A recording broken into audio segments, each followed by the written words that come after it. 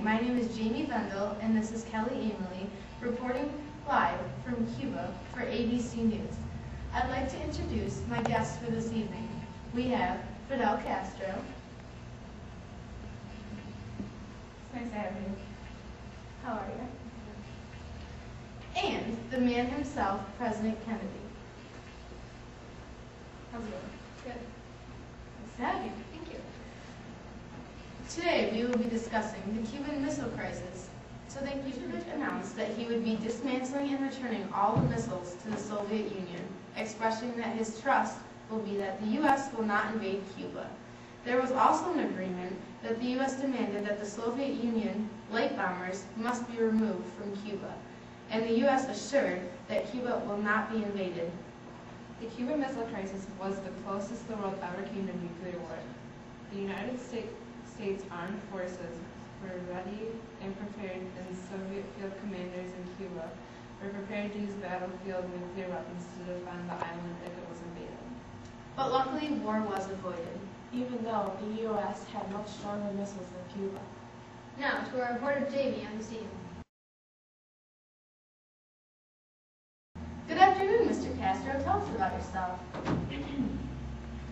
Well, I was born near Mérida, Cuba in 1926, and I graduated from the University of Havana with a law degree. 2 years later, I ran for election to the Cuban House of Representatives. The elections were never carried out because our dictator halted them and ended democracy in Cuba. This was perhaps the defining moment in my life. After that, I started my revolution. And what were some actions that you took in doing so? Oh boy, okay. I got together a small force and attacked the Moncada Army Barracks in Santiago de Cuba on July 26. I was captured and sentenced to 15 years in prison. Turns out, the dictator who halted our elections way back when released me.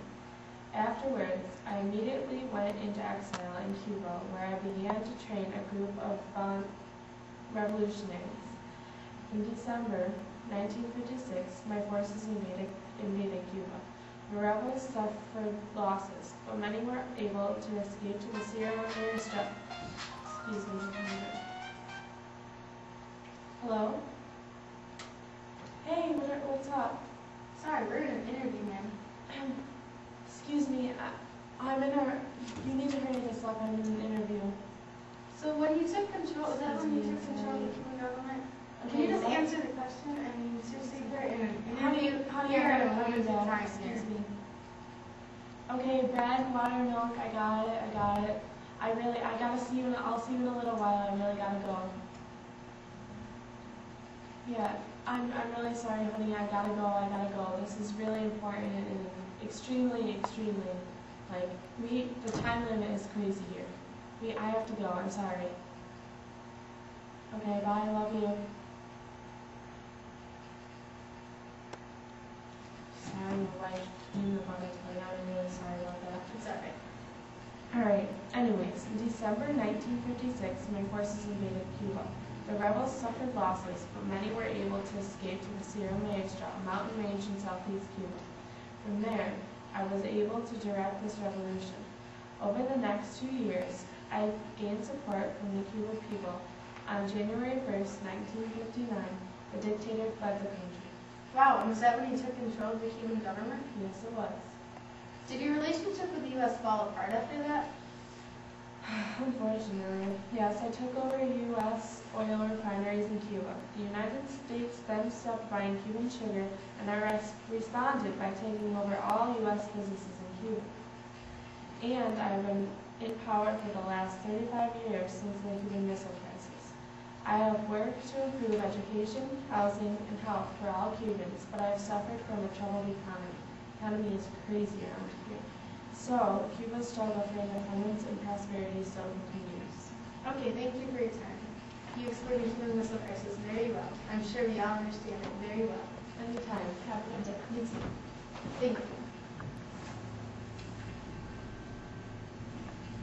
And now to Kelly on the scene with the man himself, President Kennedy.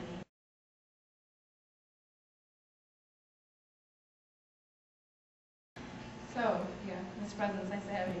Yeah, nice to be here.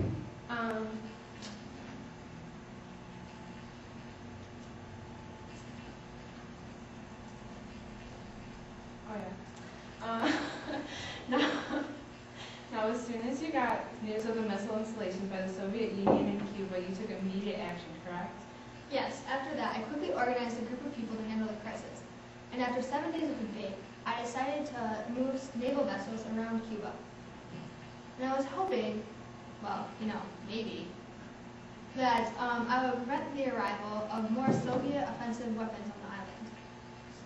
And I believe it was October 22nd, I announced to the public of the missile installations and about my decision to quarterline the island. I also experienced that there were any nuclear missiles launched from Cuba that would be regarded as an attack from the United States by the Soviet Union, and demanded that the Soviets remove all of their offensive weapons from Cuba.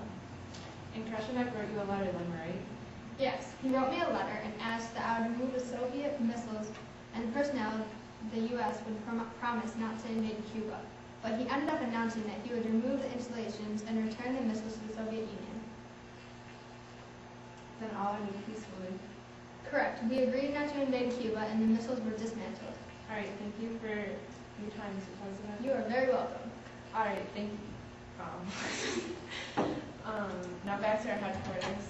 Well, I'm sure we are all very happy that this ended well and no one got blown up. For regular updates, follow us on Twitter, Facebook, or Trashy MySpace. And make sure you tune in tomorrow when we discuss the importance of the Bay of Pigs invasion. Thank you for tuning in and have a wonderful evening.